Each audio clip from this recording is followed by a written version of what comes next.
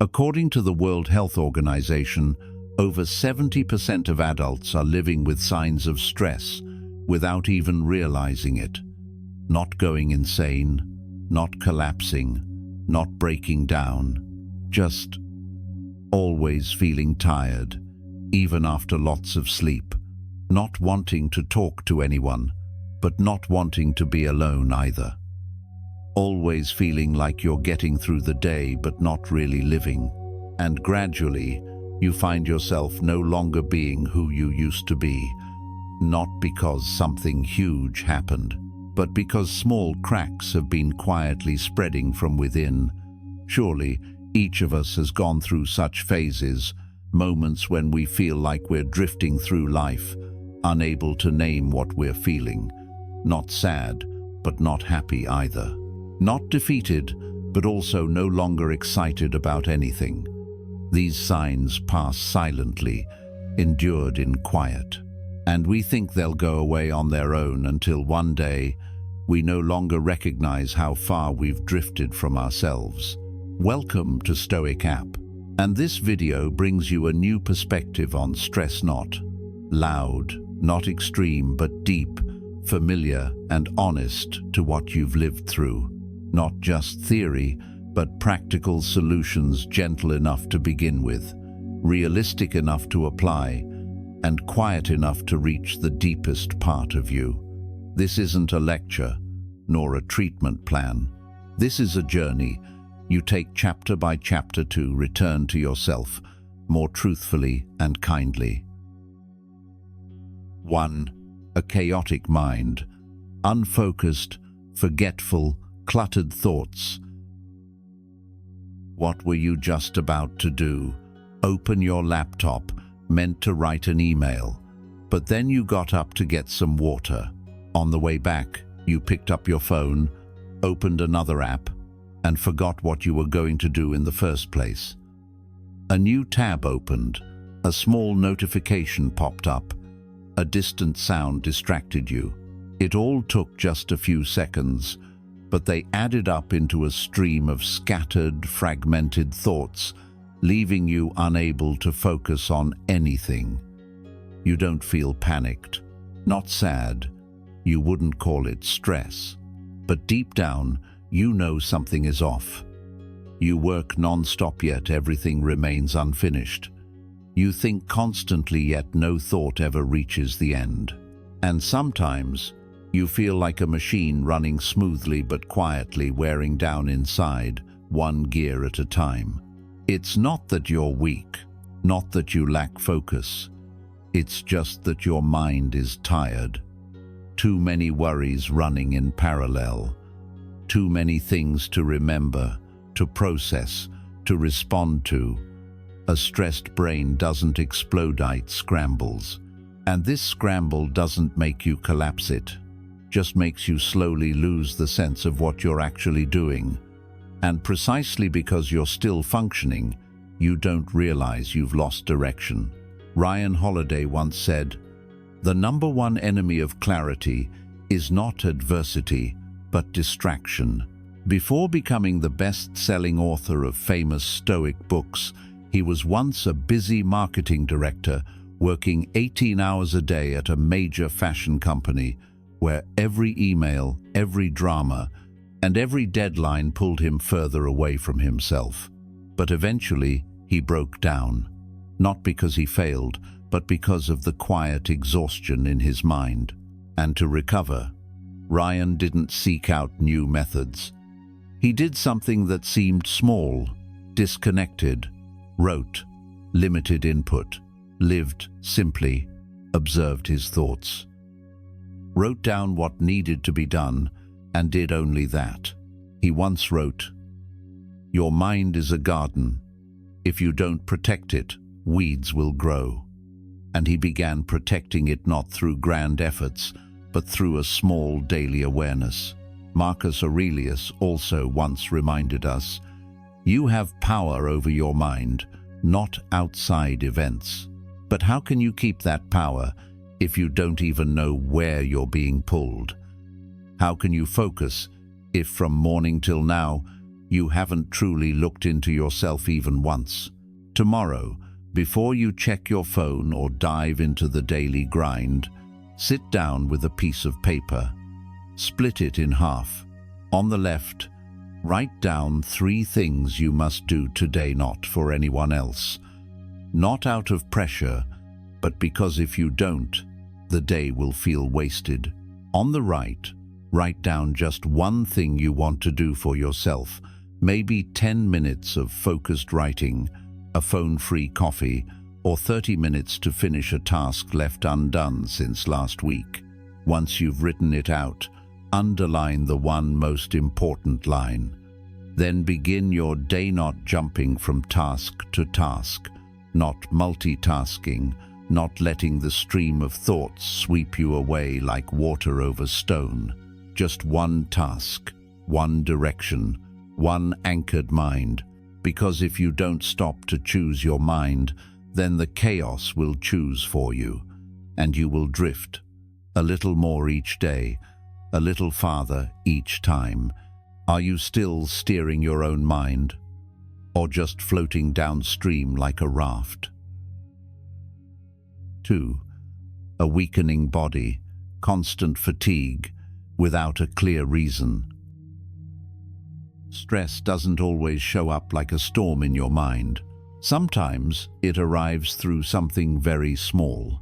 A dull ache in your lower back by late afternoon, a loss of energy after climbing just a few steps, or a strange sense of fatigue the moment you wake. Even though you didn't stay up late, have bad dreams, or think about anything heavy the night before. You feel like your body is slowing down, not because of age, not because of illness, but because of something you can't quite name. Every movement feels like a negotiation. Every time you get out of bed, it's a quiet, internal bargain. And the scary part is, everyone around you still sees you as normal. Even you think you're still okay. But the body doesn't know how to pretend. It sends its warnings in its own wasteland, patient and painfully honest. I once met a man in his early 40s, once strong and athletic, who never missed a single morning workout for nearly a decade. But then one day, he started feeling tightness in his chest, even without heavy exertion, back pain from sitting just 1 hour. And despite sleeping enough, eating right, he always felt tired. His medical tests all came back within normal range. Nothing obvious to treat, only a body quietly disconnecting from the very mind that once directed it. Stress doesn't just exist in your thoughts. It's a survival response, triggered silently throughout your entire nervous system. When you carry long-term anxiety even without realizing it, your body starts releasing cortisol, a hormone designed to help you survive short-term threats. But when it stays too long, it disrupts sleep, suppresses the immune system, affects digestion, and drains your energy like a battery that can no longer hold a charge. There's no accident, no emergency diagnosis, just a slow, invisible depletion day by day, layer by layer. In Stoicism, the mind and body are never separated. Marcus Aurelius wrote about feeling the fatigue of the hands, the legs, the eyes, not to complain, but to listen. To a Stoic, the mind doesn't only live in the head, it resides in every muscle, every breath, every weary response you've been trained to ignore. Caring for the body, for them, isn't about appearance, it's about providing the soul a place to rest. Tim Ferriss, the author of The 4-Hour Workweek, also fell into that state. He recalled the peak of his career, working 16-hour days, barely sleeping, living on caffeine and willpower. But then his body began to revolt, not with sharp pain, but by slowly shutting down piece by piece. Endless fatigue, random muscle tension, a sense of living inside a suit of armor that no longer fit. Tim said, "Stress is the body's voice, and ignoring it is a form of arrogance." In the end, what restored him wasn't some special technique, but something that went against every instinct of the high achiever.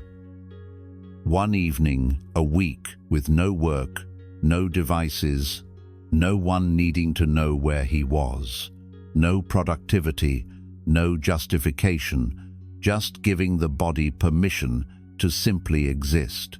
So if your body has started speaking upeven just through a gentle nod forward or a deeper than usual sigh pause, choose one evening a week with no plans, no screens, no replies, no podcasts, no background music, no explanations. Just take a slow walk, breathe evenly, and do the one thing you haven't done in far too long.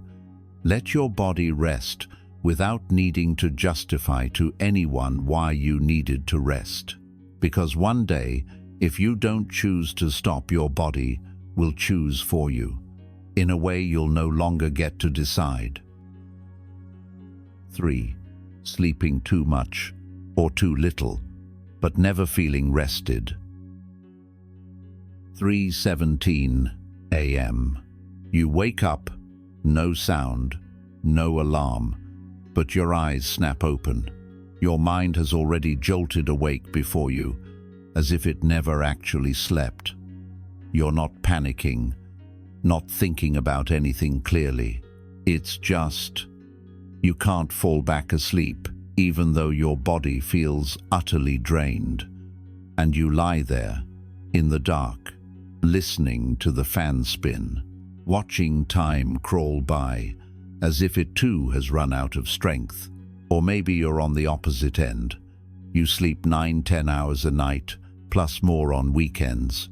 You don't want to get out of bed, not because you're sleeping well, but because you see no reason to get up. Every time you open your eyes, it feels like your body is still buried under another invisible blanket. Fatigue, heaviness, something nameless. And even after sleeping so much, all you feel is emptiness. Sleep, under silent stress, is no longer a place of rest. It becomes a place the mind escapes to. When the daytime is too loud, when you're forcing yourself to appear fine, it's the night when stress knocks. It doesn't knock through dreams, but through sleeplessness or through over-deep slumber. And come morning, you still don't feel better. Epictetus once advised, "Let your sleep be plain, not luxurious." To the Stoics, sleep doesn't need to be fancy, but it must be correct. It's not a temporary drug to flee a depleted day. It's a purposeful restoration. You don't need a lot of sleep, you just need enough and peace. And to have peace, you don't need a technique. You need courage to face the thing that keeps you from peace. Arianna Huffington, founder of the Huffington Post, once collapsed at her desk from chronic sleep deprivation. Before that, she slept 4-5 hours a night, lived as if she were immortal, and used coffee to mask her exhaustion. Then, after one fall, a head injury, blacking out, she began to change, not with sleeping pills, but by turning off devices before 9 p.m., focusing on her breath. And every night, before bed, she would write one line: "I don't need to finish everything today. I just need to allow myself to rest." Sometimes, sleep doesn't come from effort, but from a quiet decision deep within, to stop striving, just for a little while.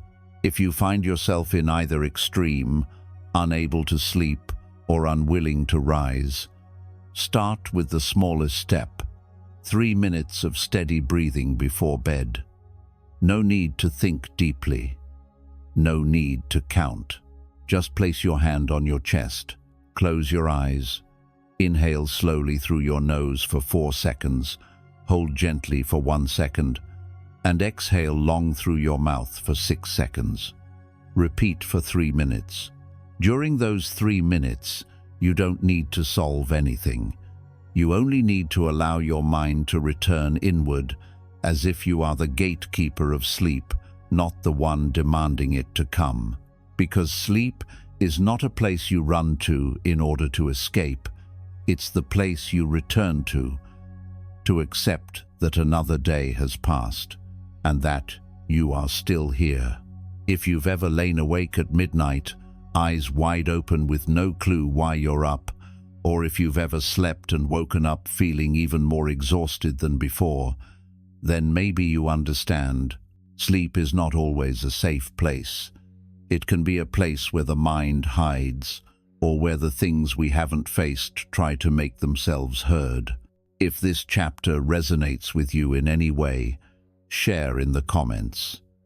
You don't have to say much, just enough for someone else, quietly waking up at 3 a.m. to read it and know they're not alone.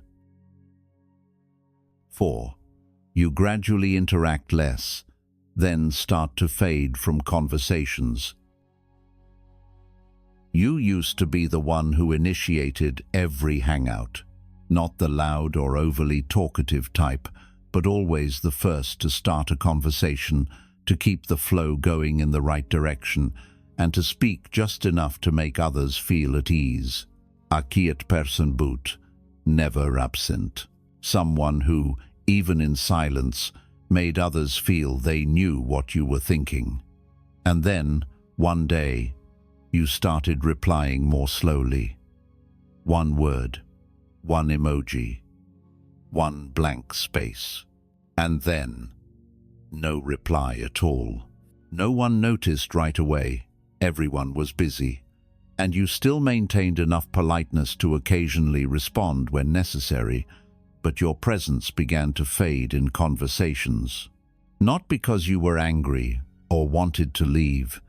It's just your mind had grown tired. Every dialogue started to feel demanding. Even harmless questions required effort. Communication, once a natural need, had become a burden. There are kinds of stress that don't show up as breakdowns or outbursts. They simply make people withdraw bit by bit, as if the mind has shifted into survival mode, closing doors, reducing noise, preserving energy only for what's absolutely essential, and connection, even if important, no longer makes the list. Stoic philosophy does not glorify isolation. Those who live by Stoicism don't run from people, they simply learn to preserve their inner wholeness before stepping outward. Epictetus once wrote, "He who lives in harmony with himself lives in harmony with the universe." When you no longer show up in your own life, then every relationship, no matter how valuable, becomes just an unanswered echo. If you're in that state, shrinking inward, not wanting to share, not knowing what to say, there's no need to rush back into the world, but try something small. One night, when no one's bothering you, close your eyes, take a deep breath, and recall a moment when you truly felt like you belonged. A conversation with close friends, a burst of laughter in a tiny cafe, a silent hug that said everything. No need to be detailed, just feel it. And when that memory returns, 7, faintly write a handwritten letter to an old friend. You don't have to send it. No need for greetings or goodbyes. Just write as if you're listening to yourself again, to a version of you who once felt close, who once opened up easily, who once believed that speaking out didn't make you weak. Because withdrawal doesn't begin with conflict. It begins with the feeling that there's nothing worth saying anymore, and slowly you stop showing up. How long have you been retreating without anyone noticing? And the person who just came to your mind, who is it? If you still remember a beautiful memory with theme, even just a small moment, leave it in the comments. Not to relive the past, but to hold on to a thread of connection that once made you feel warm. Who knows, maybe that memory won't just give you a little strength, but also gently soothe someone else quietly feeling alone. 5. You no longer feel joy, and everything around you starts to feel meaningless. There's a kind of exhaustion that doesn't come from work and doesn't come from relationships. It comes from within. From those moments when you look around and nothing truly calls out to you, not because things have gotten worse, but because you no longer feel anything. Joy, excitement, even sadness, they all feel dim. Each day doesn't pass like a journey, but like a train running on repeat. And at some point, you stop asking, "What should I do?" and start wondering, "Am I actually living or just running a program?" A friend of mine once felt like that. He used to love photography, not to post, not to be recognized, but because framing a moment made him feel alive. He once told me that even the late afternoon sunlight filtering through the leaves was enough to make him pull over, grab his camera, shoot. No calculation, no reason other than the desire to keep that moment for himself. But then the camera sat untouched in a drawer for months. He still saw it every morning but didn't reach for it. Not because he was busy, not because he forgot, but because of a quiet question in his mind. What's the point? And it wasn't the first time that question had come up. A new movie didn't excite him. A song he once memorized now just echoed faintly. He wasn't sad, but he also didn't feel anything worth looking forward to. And so, he kept going. No crisis, just emptiness. That state is known as anhedoniathi, loss of the ability to feel joy, not because you've lost emotion, but because your emotions have been frozen after too many moments of suppression, endurance, and holding it all in.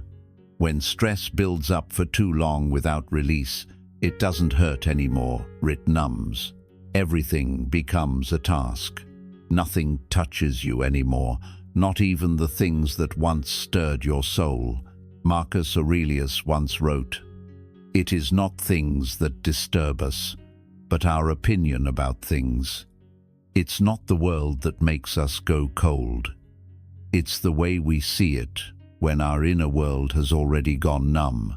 When the mind no longer sees a reason to connect, even the most beautiful things start to lose meaning." If you're in that state, start with something small. Do something you once did that made you feel alive.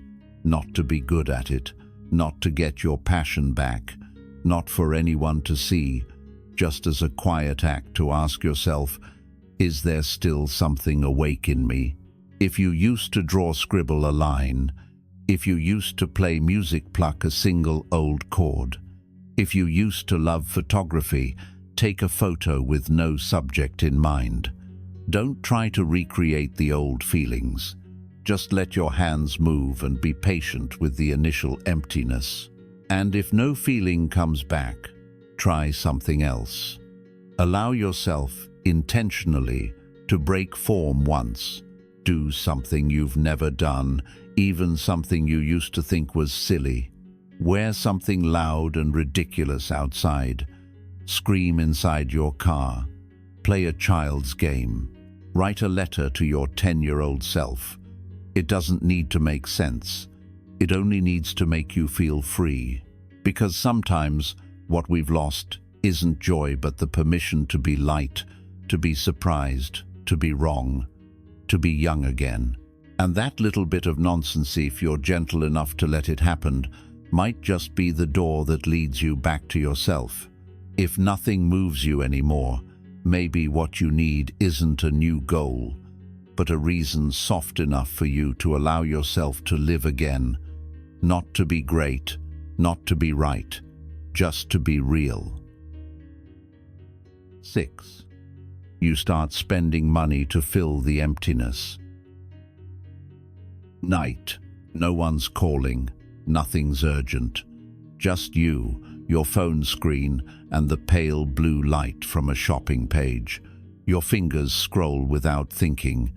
An item you don't really need, but looking at it makes you feel like you're doing something. A click, a soft vibration, a line appears. Thank you for your order. Not joy, but a kind of signal. I can still feel something. No one calls that serious. Buying yourself something once in a while, everyone does it. But if you pay attention, you'll notice the more empty your days feel, the more uncertain you are about where you're going, the easier it is to shop. Not because you need anything, but because you're missing a clear feeling, and spending gives you the illusion that something meaningful just happened. Unconscious spending isn't wrong, but it's a sign. It shows that your nervous system is trying to soothe itself.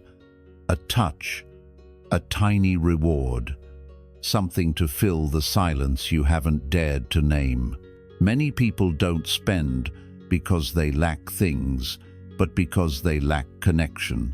Not because they need more, but because they feel less and less of anything real. And in the digital world, just one swipe can distract you from the most important question: what am I feeling? Virgil Abloh, creative director at Louis Vuitton and founder of Off-White, once said, "Luxury is a way to fill a silence. I just prefer to speak instead." To Virgil, fashion wasn't about displaying status, it was a language of identity. He didn't oppose luxury, but was honest in saying that much of what we call shopping is actually an attempt to fill an inner void. To him, modern people don't spend money to own but to feel. And when they no longer know how to speak with themselves, they buy something as a way of confirming, "I'm still someone." But Virgil also warned, if an item is the only thing that makes you feel alive, then you may be paying just to preserve the feeling of being alive and no truly living.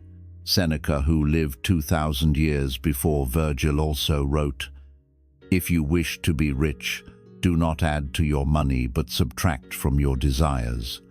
A Stoic doesn't have to reject wealth, but they must know what they are truly seeking behind every act of spending.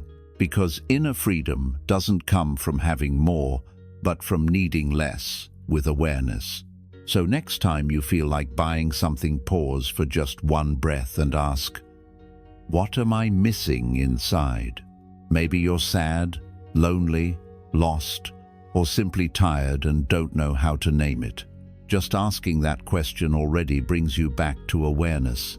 And from that place of awareness, you can choose a different action. Call a friend, go for a walk, write down your feelings, or even do nothing. Sometimes, not reacting is already a very intentional response, because spending money doesn't make you wrong, but spending without knowing what you're trying to fill slowly leaves you empty. 7. You stop caring about your appearance. When was the last time you stood in front of the mirror and felt like you were still there?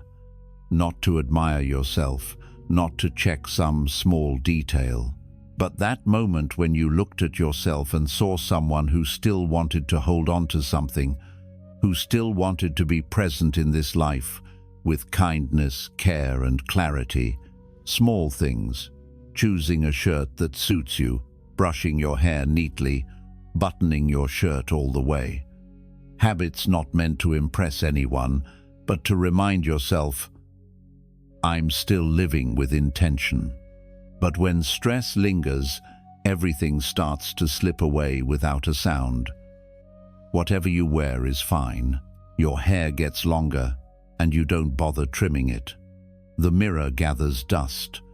Everything still seems okay. You still leave the house, still go to work, but you know something inside has worn down.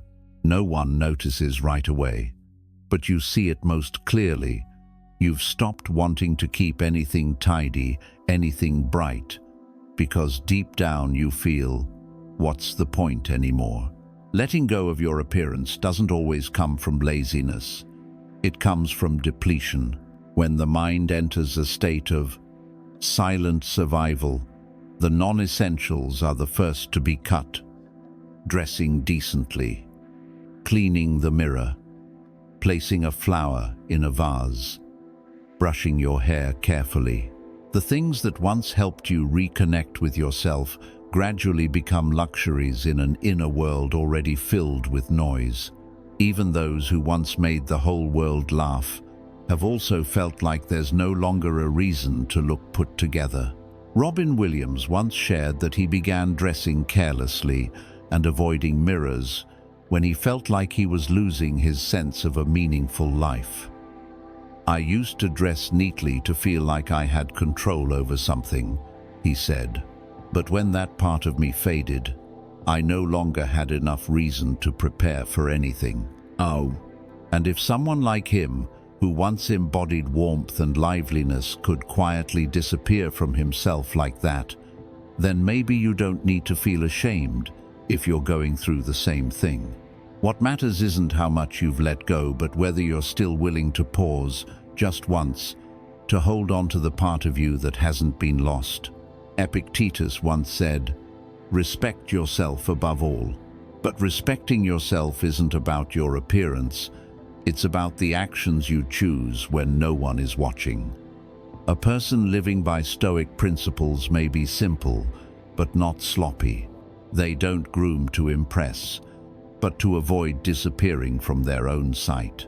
If you feel like you've fallen into that state, no longer wanting to look in the mirror, wearing whatever, then try something small, but do it as if you're returning your presence to yourself.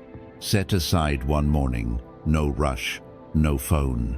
Take a warm shower, wipe the mirror, put on clothes that make you feel more put together, more awake. Use a bit of perfume if you once liked it. Brush your hair. Look at yourself, slowly. Then step outside. No need for a specific destination. Just to walk like someone who still wants to be here, even if only for yourself. Not everyone who dresses plainly is free. Some do it because they no longer feel they deserve to be treated with care. If you've ever been in a state where picking out a shirt or brushing your hair felt like too much effort, then maybe you understand this isn't laziness.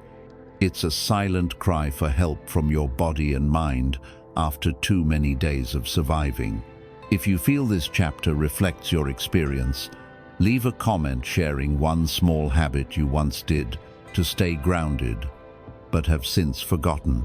Maybe just naming it a slow coffee, a once favorite shirt, a careful shave will help you remember that you're still worth keeping. And someone out there, quietly going through the same thing, might also be reminded they are not invisible. 8. You feel lonely and sometimes useless. Some signs of stress don't show in action, but in the growing silence between you and the world. You're still there, still in the same familiar room. But slowly, you start replying to messages more slowly, canceling plans you once looked forward to, saying it's nothing when someone asks. And then one day, you stop picking up the phone, not out of anger, not out of sadness, but from a clear feeling inside, I have nothing of value to offer anymore. There was a friend of mine who used to be outgoing, proactive, always looking to connect and contribute. But as stress wore him down over time, he slowly disappeared from that circle. Not because he lost interest, but because every conversation gradually made him feel out of place. Every time he wanted to share, he thought, I might be bothering them. Every time he wanted to contribute, he heard a voice in his head saying, everyone else is already better. And just like that, he began to withdraw. No more meetups, no more conversations, no more showing what he was good at. Not because no one was around, but because deep down, he believed he had nothing left worth being needed for. This isn't depression, not quite sadness either. It's stress that has built up for too long, making you afraid to speak, afraid to engage, afraid to show yourself, because you no longer see anything inside that's worth giving. You shrink, retreat inward, like a leaf that just wants to dry up quietly, not from despair, but from exhaustion and self-doubt. Marcus Aurelius once wrote, "Don't explain your philosophy, embody it." A life philosophy isn't in what you say, but in your presence. And sometimes, the quietest presence is also a way to restore your dignity, not needing to prove you're good, not needing anyone's recognition, just knowing that every day you're still trying to do something kind, even if no one notices. John Hamm, once seen as a symbol of the ideal man in Hollywood, went through that exact state. At the peak of his career, he suddenly pulled back from everything. Friends, work, social life. Not because he lost interest, but because he started to believe, I have nothing to share. No matter what I do, no one really needs it. That invisible self-doubt eroded by stress over many years made him slowly disappear from his own life. But he chose to return, not through some grand gesture, but through one small principle. The act of showing up even when you don't want to saved my life.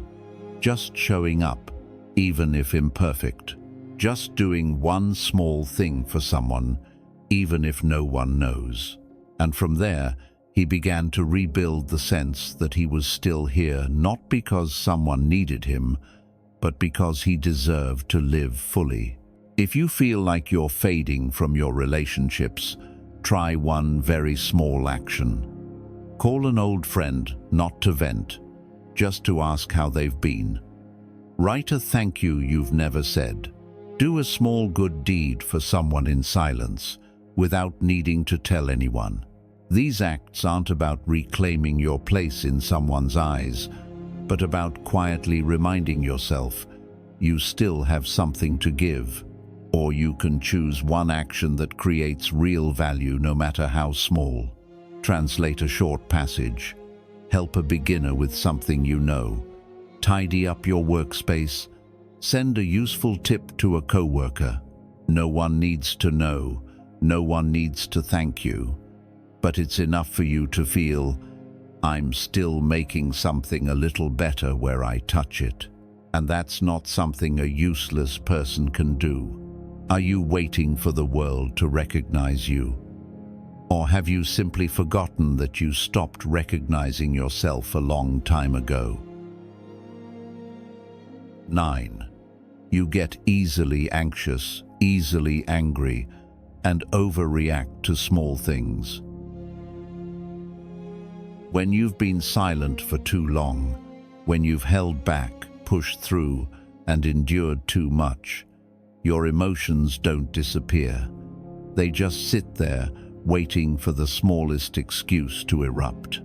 Loneliness unspoken, exhaustion unacknowledged, pressure unshared, all of it building up, until even the smallest thing becomes the last drop. Not because you're weak, but because it's been too long since you gave yourself space to be gentle again. I remember one time I was working when my 6-year-old son accidentally spilled a glass of water on the table. Just water, no breakage, no mess. But I snapped at him. He froze, went quiet. And in that moment I saw it in his eyes. He wasn't angry, he didn't cry, he just didn't understand. Didn't understand why something so small had made his dad so upset. I stood there, looking at the spreading puddle, looking at his little hands pulling away, And I saw that the anger wasn't truly for him, but for something long buried inside me, something I couldn't name, but had been carrying for a long time. No one wants to become someone who's quick to anger, but when your nervous system has been stretched for too long, anything can become a trigger. A misplaced comment, a sudden noise, a plan that doesn't go right. You react not because you're bad, but because your brain is trying to push the pressure outward, like a valve releasing steam without control. You don't hate anyone. You're just tired. And when tiredness lasts too long, you begin to lose your ability to regulate emotions with kindness. You no longer speak the way you mean to. You react. And what's frightening is those reactions often hit the people who least deserve them. Marcus Aurelius once wrote, "How much more grievous are the consequences of anger than the causes of it." The consequences of anger are often far greater than the reasons that sparked it. A Stoic doesn't suppress anger. They simply don't let emotion drive their actions. They understand that not everything needs a response. Not every feeling deserves an echo, and sometimes not reacting is the strongest, kindest response you can give. If you found yourself in that state, easily irritated, quick to explode, anxious without knowing why, then next time, when emotions start rising, don't do anything. Don't speak. Don't react. Don't rush to fix anything. Just take one step back and allow your body a moment to choose again. Place a hand over your chest, not to suppress anything, but to feel the heartbeat still there. Let your eyes rest on your palms, where every action begins. Take one slow breath, really slow, as if returning a new rhythm to your body. And if needed, step out of that space for a moment, not to avoid someone, but to give yourself something you've forgotten to offer for so long: a breath. You may not be able to control what happens in a day, but you can always choose one thing. Don't let those bad moments become the definition of who you are. And sometimes, simply not reacting is enough to protect a relationship, a look, a piece of dignity still intact. Enough for you to go to bed tonight not with regret, but with a quiet relief that, today, I didn't let anger speak for me. 10. When the world in your mind turns grey. There's a kind of stress that doesn't make you cry, doesn't make you give up or collapse. It simply makes you start seeing everything around you through a dull grey filter, like there's a dusty film over the world and only you can see it. A compliment sounds like pity. A small change at work feels like a sign that something bad is coming. An unanswered message makes you think someone's avoiding you. Even on a peaceful day, you find yourself worrying, something's not right, it's too quiet. I know that feeling well, because I've been in that state before. There was a long period when silence from someone made me assume they were disappointed in me. When others suggested changes to plans, I instantly felt I was being judged. Once, when an old friend hadn't messaged me in a while, I didn't think they were busy. I thought they'd decided I didn't matter. Even when everything seemed fine, I'd worry, something bad must be about to happen, with no proof, with no one saying anything. Everything in my head revolved around one storyline. The world isn't safe, and I should be bracing for the worst. Not because I was pessimistic, but because stress had stayed too long, and when your nervous system has been stretched for too long, it no longer shows you the truth, it shows you fear. Every interaction gets reinterpreted by your inner world.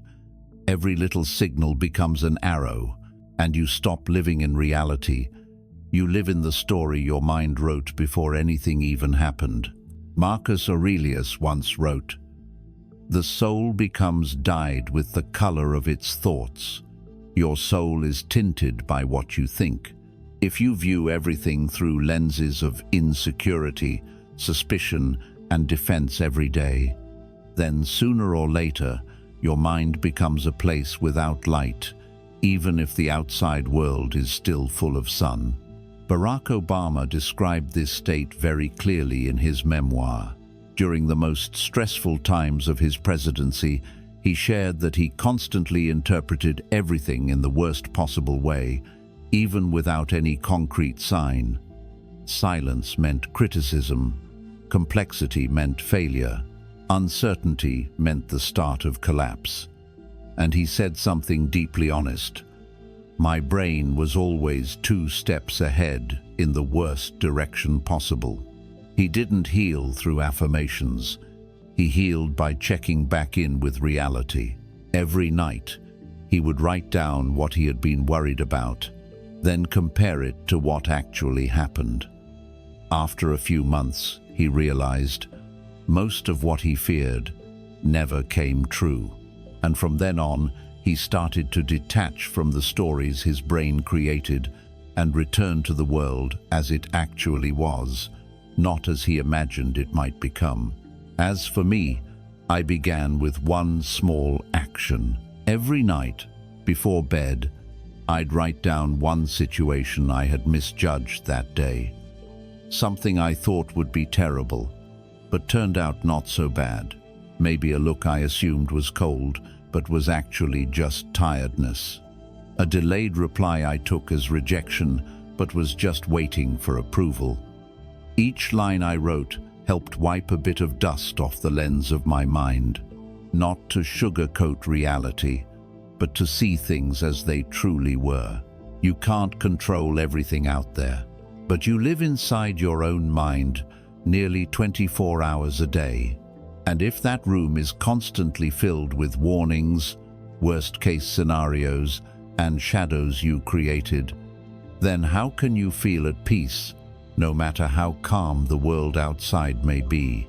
Maybe the world isn't perfect, but the real question is, are you seeing it, or are you just seeing through your own scratches on the glass?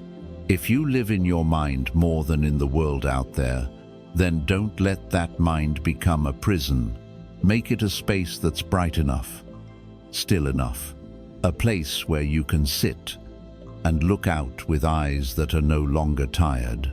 After 10 chapters, you now hold a map in your hands, not to become perfect overnight, but to stop getting lost inside yourself. Each chapter is a small step to help you return to solid ground. A sign finally named, a gentle yet powerful action, a new perspective on things you once thought were your nature, but were really just the consequences of too many days without being heard. You don't need to change your whole life in one night. Just start with one right thing, one moment of awareness, one act of kindness toward yourself. And if anyone ever asks you what's truly worth holding on to in a world that constantly shifts, remember, no one gives you a medal for virtue, but it's the one thing that will stay with you to the very end. Hello, friends. I'm Stoic App, honored to walk beside you on this journey of self-mastery through calmness, not noise. Now, turn off the screen and return to the world with a mind that's finally beginning to see clearly again.